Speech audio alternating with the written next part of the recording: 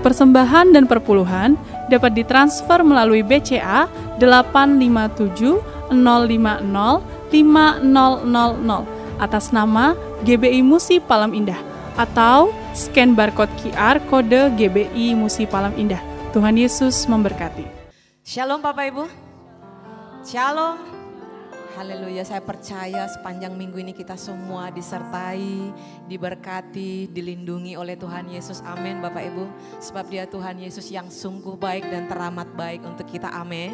Boleh lembahkan tangannya. Haleluya. Berikan tepuk tangan yang meriah buat Tuhan Allah kita. Biarlah saat ini kita lebih lagi diberkati di hadirat Tuhan. Kita semua berjumpa dengan pribadi Tuhan. Kita datang dan pulang dari tempat ini tidak sama. Amin Bapak Ibu Saudara. Mari siapkan hati, mulai arahkan hati dan pandangannya kepada Tuhan. Kita berdoa Bapak Ibu. Tuhan, kami sungguh bersyukur kepadamu. Terima kasih kami punya Tuhan yang hebat seperti Engkau. Tidak dapat ditandingi oleh apapun di muka bumi ini ya Tuhan. Terima kasih untuk sepanjang minggu ini kami merasakan penyertaan-Mu, kami melihat karya-Mu yang besar dalam kehidupan kami. Kami bersyukur ya Tuhan buat sepanjang hari-hari yang sudah berlalu, melewati setiap badai kehidupan kami, melewati setiap persoalan kami semakin mengenal siapa Tuhan yang kami sembah. Kami semakin mengasihi siapa Tuhan yang sudah menolong kami, yang selalu peduli kepada kami, yang mengasihi kami setiap saat, setiap waktu ya Tuhan. Dan saat hari ini kami rindu membuka hati kami lebih lagi ya Bapa. Biarlah Roh-Mu bekerja di tempat ini. Kuasa darah-Mu yang menutup bungkus kami ya Tuhan. Hadirat-Mu yang memenuhi setiap kami Bapa. Hadirat-Mu yang akan memulihkan kami Tuhan. Hadirat-Mu yang membawa kami terbang tinggi bersama-Mu Bapa. Hadirat-Mu yang membuat kami kuat dan teguh berjalan bersama dengan-Mu Tuhan. Hanya hadirat-Mu ya Tuhan Yesus. Terima kasih Tuhan buat hadirat-Mu, buat kuasa-Mu. Terima kasih Tuhan buat penyertaan-Mu. Berlimpah, berlimpah bagi kami, berlimpah dalam hidup kami. Ya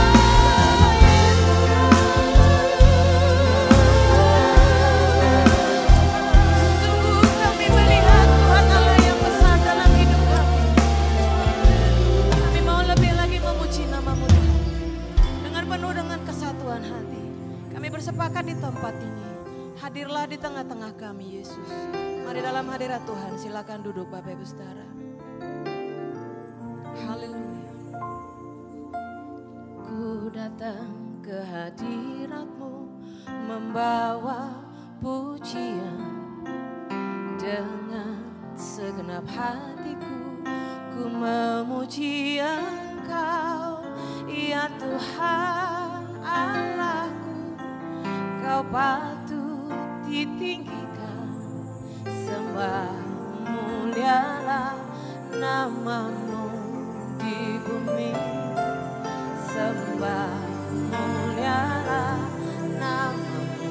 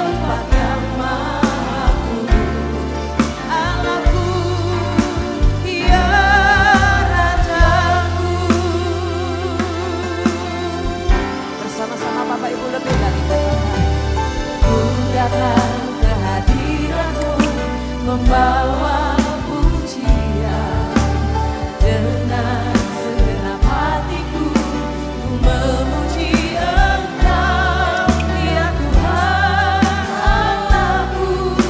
Kau patut ditinggikan, sembah mulialah namamu di bumi, sembah mulialah namamu. Ku sembah Kau di tempat yang maha tinggi. Segala puji hormat kemuliaan bagimu Tuhan. Ku sembah Kau di tempat yang maha tinggi. Allahku, ya Rajaku,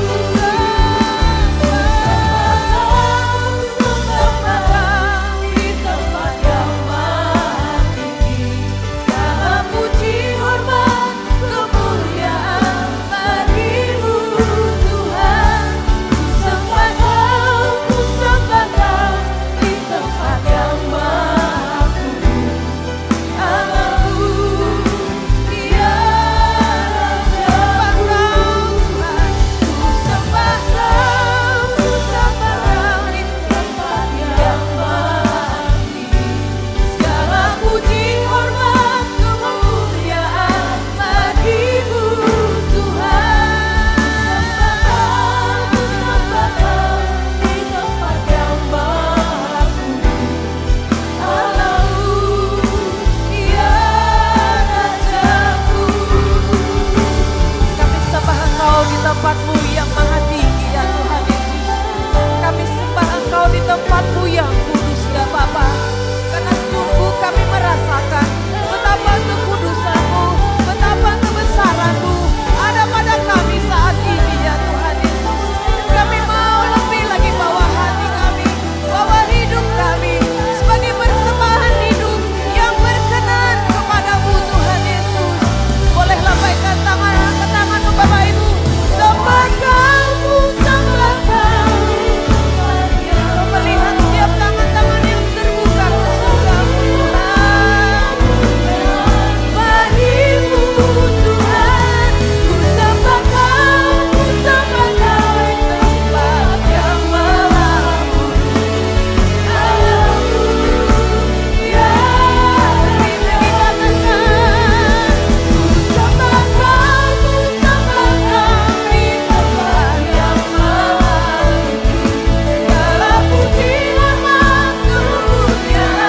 tempat yang maha tinggi.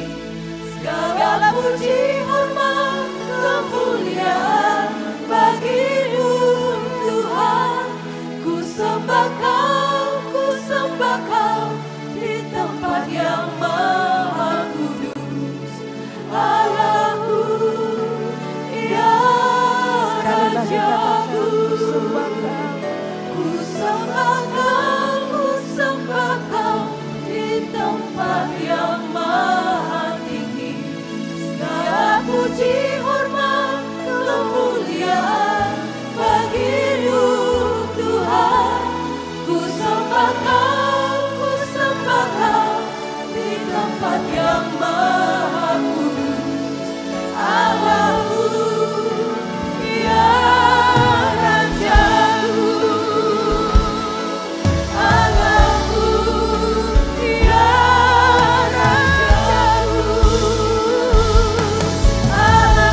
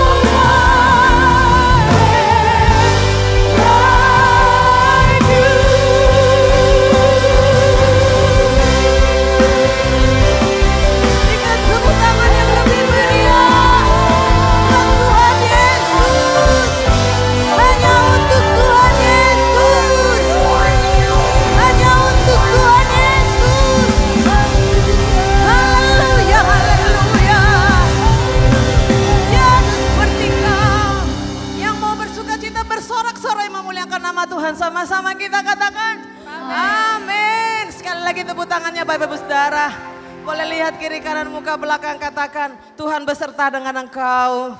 Haleluya. Kalau boleh lebih dari 5 atau 10 orang, boleh menolak kiri kanan muka belakang. Yes. Dialah Tuhan yang kita percaya, itulah yang tetap kita pegang dalam setiap kehidupan kita. Amin. Bapak Ibu Saudara, boleh tepuk tangan Bapak Ibu.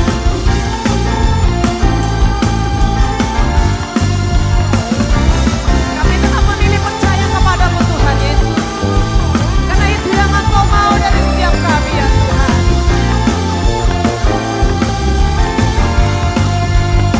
Boleh bersama katakan, Tuhanlah kekuatan dan teguhku,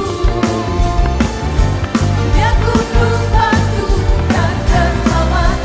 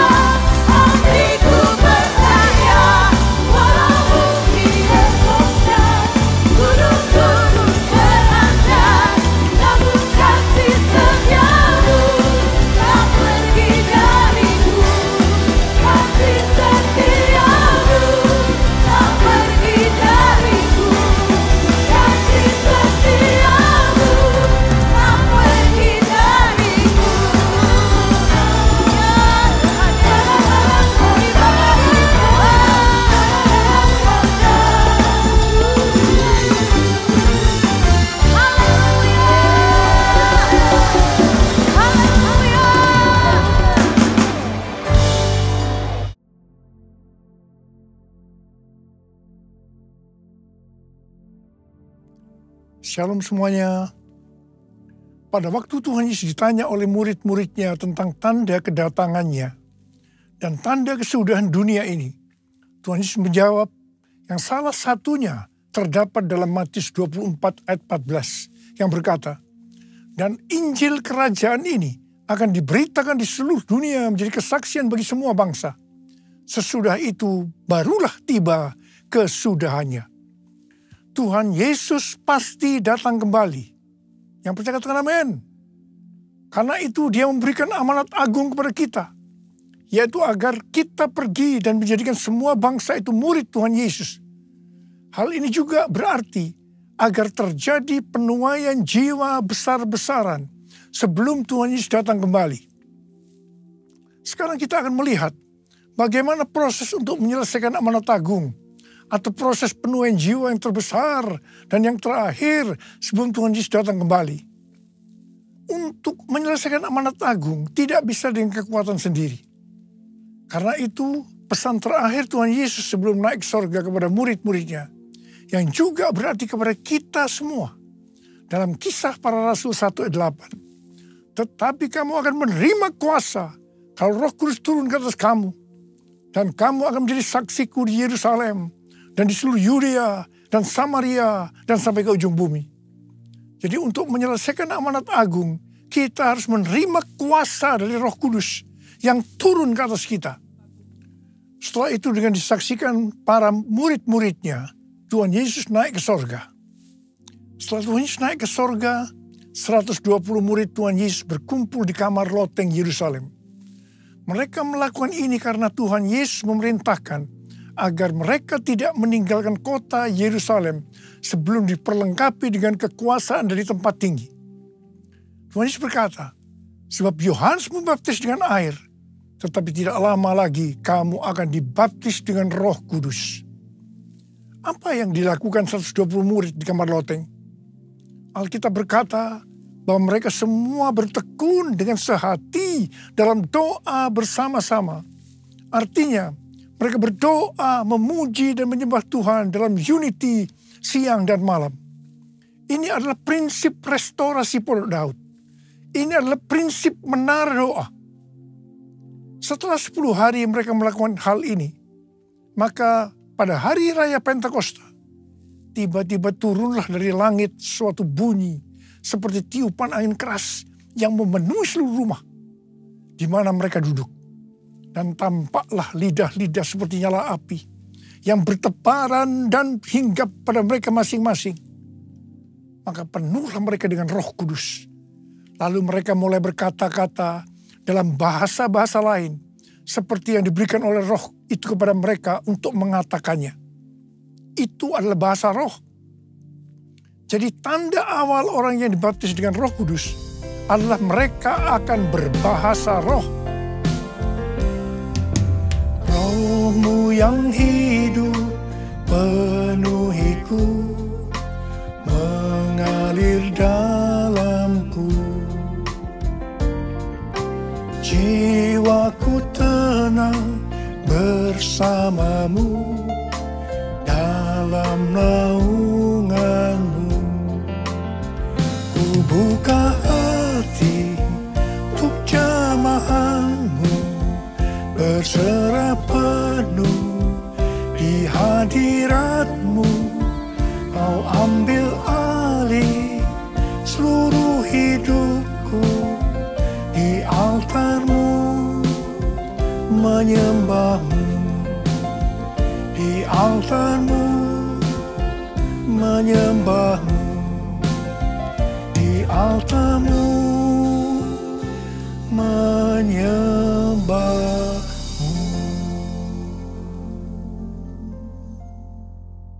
Apa yang terjadi setelah murid-murid Tuhan Yesus dipenuhi dengan Roh Kudus? Hal yang pertama, Petrus berkhotbah sekitar 5 menit. Dan kira-kira 3.000 orang bertobat dan dibaptis. Wow! Petrus berkhotbah dengan kuasa Roh Kudus. Pada zaman itu populasi penduduk dunia sekitar 255 juta orang. Sekarang penduduk dunia sekitar 8 miliar. Jadi 3.000 orang yang bertobat dan dibaptis pada waktu itu setara dengan sekitar 94.000 orang pada saat ini. Saya percaya hal ini juga bisa terjadi pada saat ini.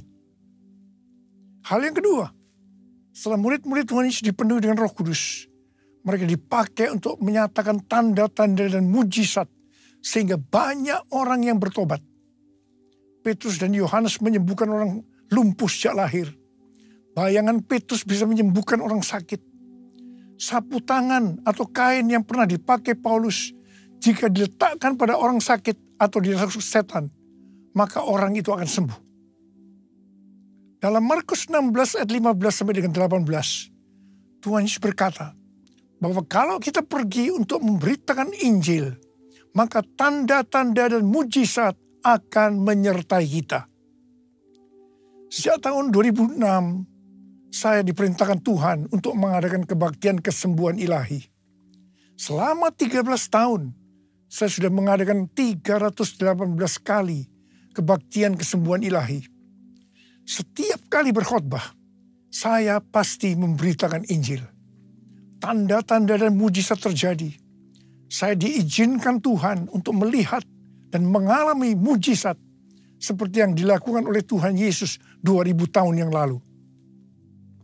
Hal yang ketiga, setelah murid-murid Tuhan Yesus dipenuhi dengan Roh Kudus, maka cara hidup mereka berubah sehingga banyak orang yang bertobat. Yang pertama, mereka bertekun dalam pengajaran rasul-rasul dan dalam persekutuan. Bagi kita, ini juga bisa diartikan mereka suka membaca Alkitab. Mazmur 119 ayat 105 berkata, "Firman-Mu itu pelita bagi kakiku dan terang bagi jalanku." Kalau kita suka membaca Alkitab, itu akan menuntun jalan hidup kita. Hidup benar sesuai dengan firman Tuhan. Kita akan menjadi orang yang berintegritas. Dan itu akan membuat orang lain bertobat. Yang kedua, perubahan cara hidup yang membuat banyak orang bertobat adalah mereka selalu berkumpul, memecahkan roti dan berdoa. Ini bisa diartikan mereka hidup dalam unity dan suka berdoa. Hari-hari ini saya melihat melalui menara doa bahwa ada doa, pujian, dan penyembahan dalam unity siang dan malam. Saya percaya kalau Tuhan sudah berikan kepada kita beban untuk berdoa seperti ini, maka ini merupakan tanda bahwa Pentakosta ketiga yang dahsyat akan turun dan akan terjadi penuaian jiwa yang terbesar dan yang terakhir sebelum Tuhan Yesus datang kembali. Yang ketiga, perubahan cara hidup jemaat yang membuat banyak orang bertobat, yaitu karena mereka suka memberi, sehingga tidak ada yang berkekurangan. Hari-hari ini Tuhan Yesus menghendaki agar kita suka memberi. Alkitab berkata, adalah lebih berbahagia memberi daripada menerima. Lukas 6 ayat 38 berkata, "Berilah, dan kamu akan diberi. Suatu takaran yang baik, yang dipadatkan, yang digoncang, dan yang tumpah keluar akan dicurahkan ke dalam pangkuanmu. Sebab ukuran yang kamu pakai untuk mengukur akan diukurkan kepadamu." Yang keempat, perubahan cara hidup jemaat yang membuat banyak orang bertobat, yaitu mereka selalu bergembira dan dengan tulus hati sambil memuji Allah. Hidup dengan tulus hati artinya hidup sebagai orang yang berintegritas. Jadi perubahan-perubahan yang terjadi dalam cara hidup jemaat yang membuat banyak orang bertobat adalah, yang pertama, mereka suka membaca Alkitab. Yang kedua, mereka suka berdoa. Yang ketiga, mereka hidup dalam unity. Mereka suka memberi. Mereka suka memuji Allah dan bergembira. Tulus hati atau hidup berintegritas. Dikatakan bahwa mereka disukai semua orang.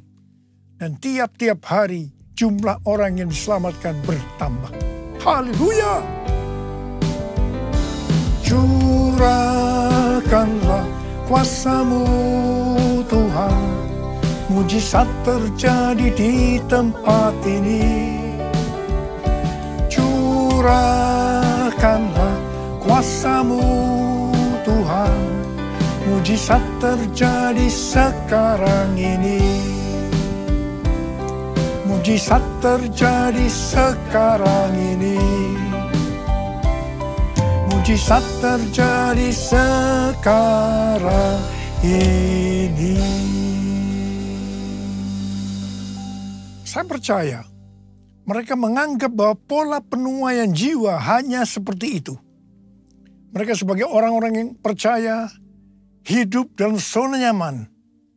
Mereka biasa berkumpul dalam unity sambil membaca Alkitab, berdoa dan memuji Tuhan dengan sukacita. Tidak ada yang berkekurangan. Wow, siapa yang tidak mau menjadi orang Kristen?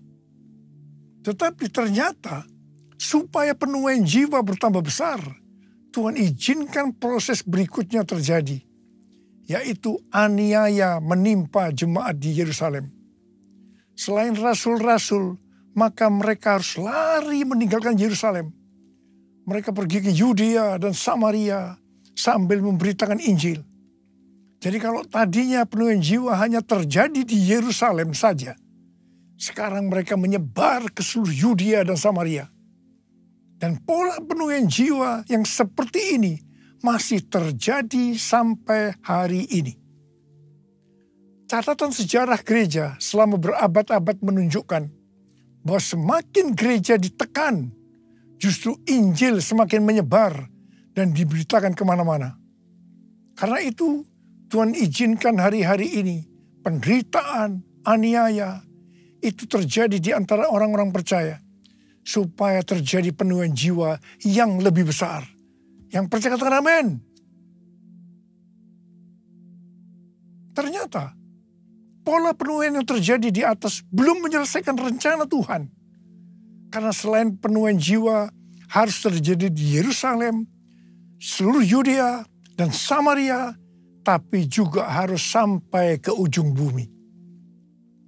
Tuhan mempunyai cara untuk membuat penuaian jiwa itu sampai ke ujung bumi, yaitu dengan terjadinya perubahan paradigma dalam pelayanan.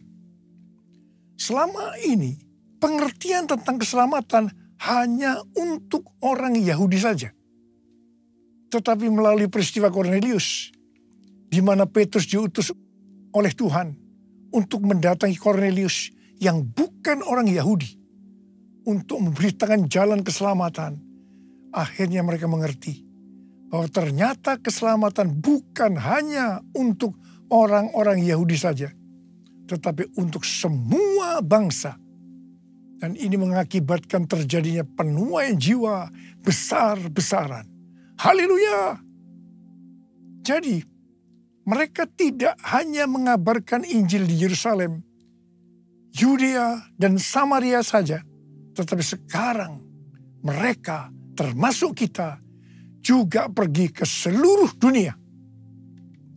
Proses perubahan paradigma dalam pelayanan itu tidak mudah. Petrus harus diyakinkan oleh Tuhan. Kalau Tuhan berkata halal, jangan kamu berkata haram. Orang-orang yang bukan Yahudi adalah haram di mata orang Yahudi.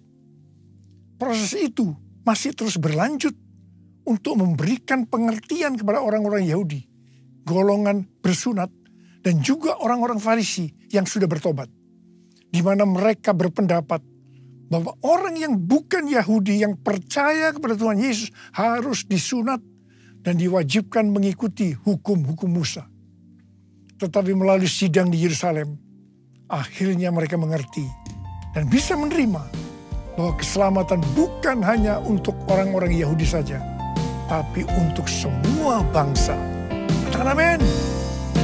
Jesus, I believe in you.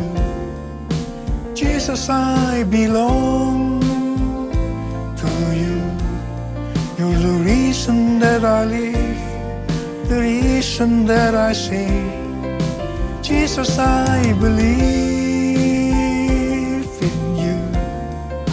Jesus, I belong to you.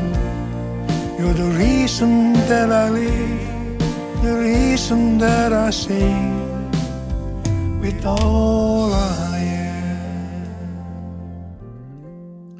Di awal pelayanan saya termasuk salah seorang yang dipakai oleh Tuhan untuk melakukan paradigma yang baru dalam pelayanan untuk menyelesaikan amanat agung. Sebagai contoh, tentang membuka gereja baru. Yang kedua, cara ibadah dengan doa, pujian, dan penyembahan, termasuk menggunakan bahasa roh untuk memuji dan menyembah Tuhan. Yang ketiga, tempat ibadah yang dilakukan bukan di gedung gereja. Dan yang keempat juga mengenai Pentakosta ketiga. Semua itu selalu diawali dengan pro dan kontra. Sama dengan yang terjadi pada waktu zaman kisah para rasul tadi. Pada tahun 2009, Tuhan berbicara kepada saya bahwa Tuhan akan mencurahkan Roh Kudus sehingga terjadi pencurahan Roh Kudus yang dahsyat. Pada saat Roh Kudus dicurahkan, akan terjadi peristiwa seperti yang terdapat dalam Yoel 2 ayat 28 sampai 32. Di sini disebutkan bahwa pada saat Roh Kudus dicurahkan akan ada 3 tanda yang terjadi. Tanda pertama sesuai dengan Yoel 2 ayat 28 dan 29. Bahwa anak-anak, pemuda, dan orang tua akan dipakai oleh Tuhan secara luar biasa. Amin. Tanda yang kedua sesuai dengan Yoel 2 ayat 30. Maka akan terjadi mujizat yang luar biasa. Tanda ketiga sesuai dengan Yoel 2 ayat 31. Maka akan terjadi goncangan-goncangan yang dahsyat. Dengan adanya 3 tanda ini, maka Yoel 2 ayat 32 akan digenapi. Akan banyak orang yang berseru kepada nama Tuhan. Dan mereka yang berseru kepada nama Tuhan akan diselamatkan. Ini berarti akan terjadi penuaian jiwa yang besar.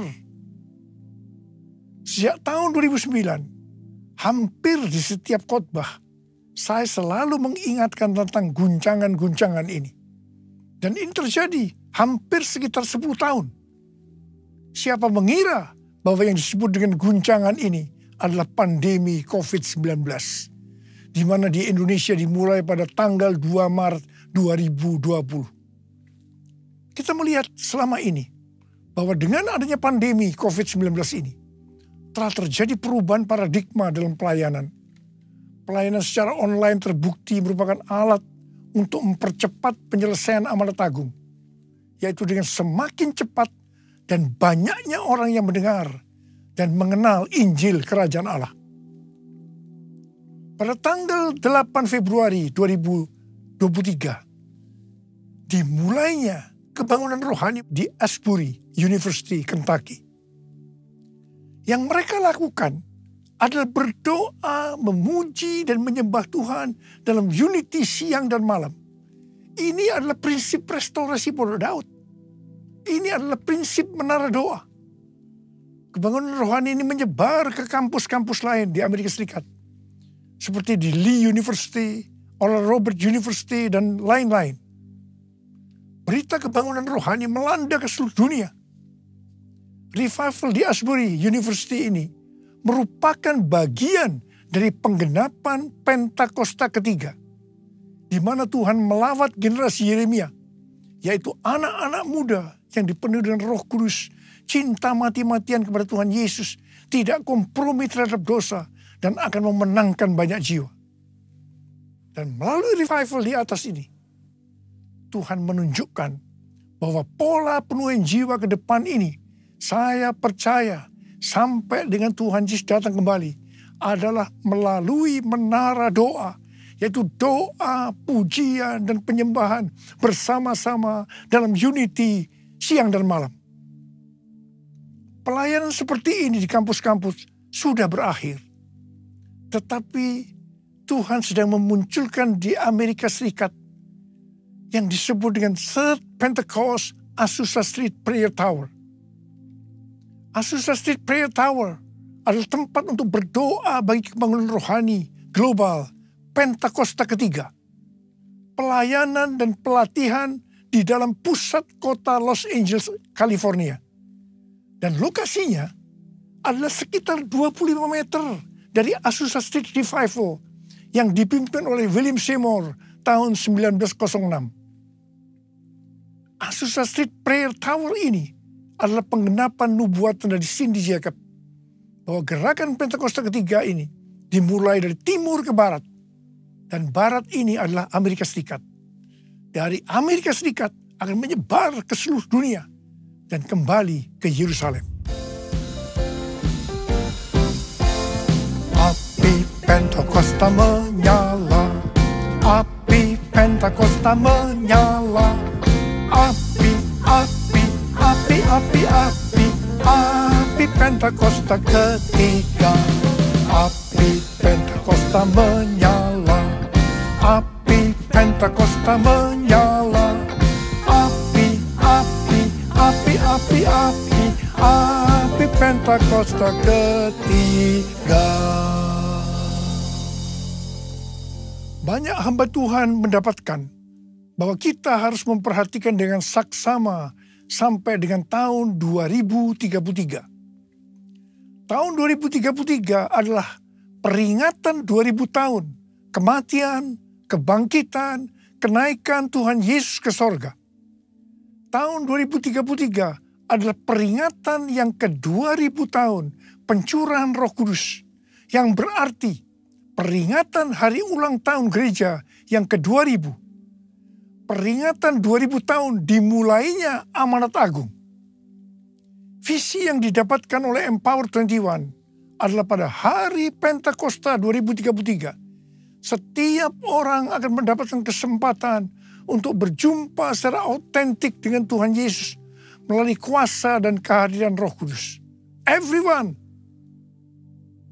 Rick Warren dari aliran Baptis mendapatkan bahwa tahun 2033 adalah goal untuk menyelesaikan amanat agung. Tuhan memberikan tuntunan untuk menyelesaikan amanat agung tahun 2033. Kita seperti orang Israel yang dipimpin oleh Yosua untuk memasuki tanah perjanjian, yaitu melalui jalan yang belum pernah kita lalui sebelumnya. Mereka akan dituntun oleh tabut Allah. Jarak antara tabut Allah dengan orang Israel yang mengikutinya harus sekitar 2000 hasta. Tidak boleh terlalu dekat, juga tidak boleh terlalu jauh. Untuk itu, mereka harus menguduskan diri. Kita juga akan dituntun oleh Roh Kudus dengan cara yang sama. Saya percaya, pola penuhan jiwa untuk menyelesaikan amanat agung adalah melalui doa, pujian, penyembahan, bersama-sama dalam unity, siang dan malam. Ini adalah prinsip restorasi Pondok Daud. Ini adalah prinsip menara doa. Pada tanggal 15 Maret 2024, Tuhan berbicara kepada saya bahwa sekarang kita memasuki kebangunan rohani tahap berikutnya, yang berarti tahap yang terakhir. Pada tanggal 16 Maret 2024, saya mendapatkan konfirmasi nubuatan James W. Gould, yaitu bahwa sekarang kebangunan rohani yang besar dan kebangkitan generasi anak-anak muda sudah dimulai. Sudah dimulai. Kick off. Haleluya. Tanggal 3 sampai 5 Juli 2024 di SICC akan diadakan Everyone Asia 2024. Reaching every person on earth. Tuhan memberikan pengertian bahwa ini adalah trigger atau gong dimulainya kebangunan rohani yang terbesar dan yang terakhir secara global untuk generasi Yeremia. Haleluya! Untuk menyelesaikan amanat agung tidak bisa dengan kekuatan sendiri, tetapi harus dengan kuasa Roh Kudus. Karena itu kita harus dipenuhi Roh Kudus. Ada berapa banyak yang akan berkata, Tuhan, saya mau dipenuhi Roh Kudus. Saya mau menyelesaikan amanat agung Tuhan Yesus. Angkat tangan saudara. Katakan bersama saya. Beri api yang dahsyat seperti yang kau janjikan, berembus Roh Kudus, beri kuasa urapanmu sekarang.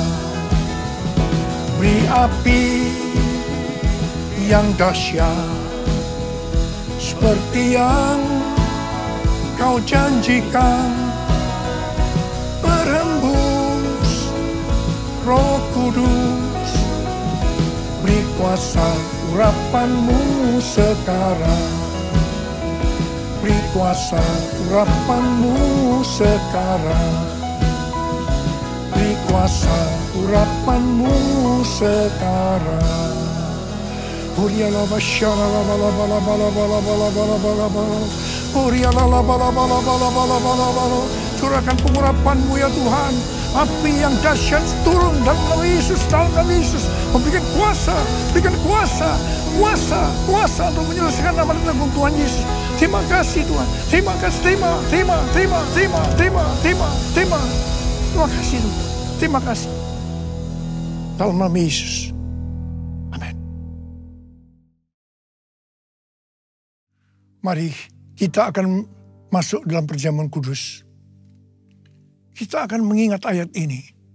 Sebab setiap kali kamu makan roti ini dan minum cawan ini, kamu memberitakan kematian Tuhan sampai Ia datang. Perjamuan kudus adalah perjamuan Tuhan Yesus sendiri. Setiap kali kita masuk dalam perjamuan kudus, Tuhan Yesus berkata, biarlah ini menjadi peringatan akan daku. Karena itu mari arahkan hati kita kepada kebaikan Tuhan. Supaya kita lebih mengasihi Tuhan Yesus. Kita lebih mengasihi satu dengan yang lain. Bapa, siapa kami sebelum kami mengenal Engkau? Kami semua orang berdosa. Upah dosa adalah maut, mati. Tapi Engkau yang tidak berdosa telah dijadikan dosa oleh karena kami. Engkau harus turun dari sorga mulia. Mati ganti kami dengan penderitaan yang luar biasa. Sungguh kalau kami pikirkan betapa baiknya Engkau ya Abah. Kau jadikan kami sebagai anak-anak-Mu. Kau tuntun, Kau bela, Kau lindungi, Kau tegur juga kalau kami salah. Engkau hajar juga. Itu Engkau ya Abah. Itu Engkau ya Abah. Tuhan akan memberkati kita melalui perjamuan kudus. Tapi Tuhan mau kita makan dan minum dengan cara yang benar. Karena itu masing-masing sekarang berdoa. Introspeksi. Lihat keadaan dirimu masing-masing. Jangan menyimpan dosa. Kalau ada dosa yang Tuhan ingatkan, langsung minta ampun. Ampuni saya Tuhan. Ampuni saya Tuhan. Katakan, ampuni saya Tuhan, ampuni kami semua. Layakkan kami untuk masuk dalam perjamuan kudus. Kami akan masuk dalam perjamuan kudus dengan hati yang penuh ucapan syukur. Dalam nama Yesus kami berdoa. Amin. Mari. Angkat roti di tangan kanan kita tinggi-tinggi. Sebab apa yang telah kuteruskan kepadamu, telah aku terima dari Tuhan. Yaitu bahwa Tuhan Yesus pada malam waktu Ia diserahkan mengambil roti. Dan sesudah itu yang mengucap syukur atasnya. Dia memecah-mecahkannya dan berkata, inilah tubuhku yang diserahkan bagi kamu. Perbuatlah ini menjadi peringatan akan aku. Tuhan dikasih Tuhan, bukankah roti yang kita pecah-pecahkan ini adalah persekutuan kita dengan tubuh Kristus? Mari kita makan dalam nama Yesus.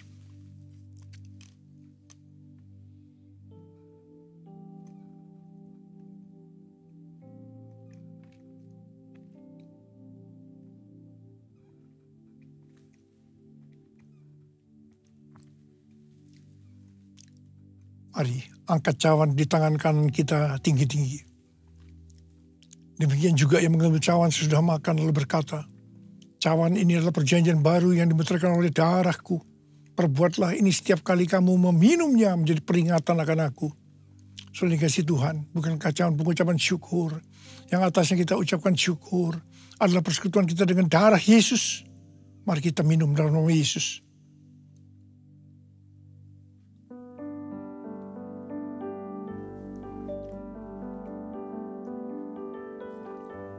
Mari angkat tangan kita di hadapan Tuhan. Ucapkan syukur dan terima kasih dengan suara. Tuhan, terima kasih ya Tuhan. Terima kasih, terima kasih. Terima kasih ya Abah, terima kasih. Urala basyara bala bala bala.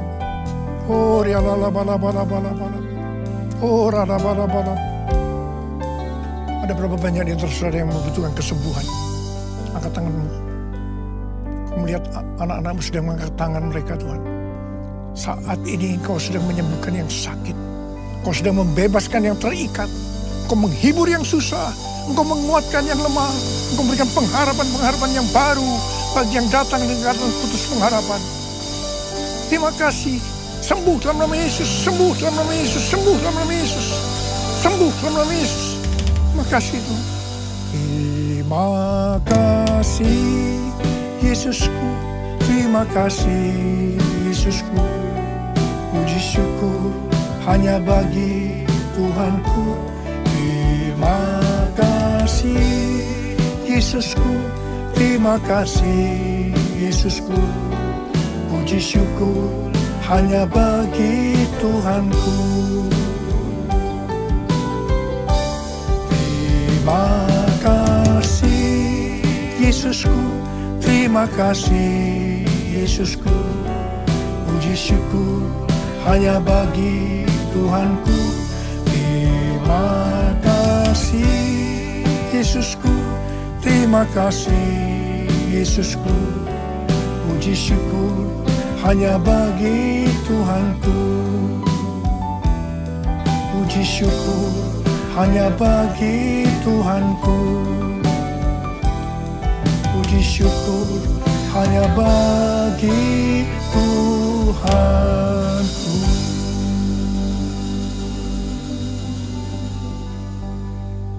Terima kasih Tuhan.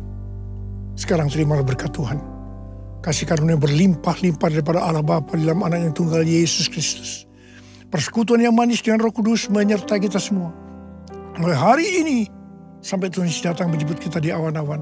Dan bahkan sampai selama-lamanya. Yang percaya bersama-sama katakan amin.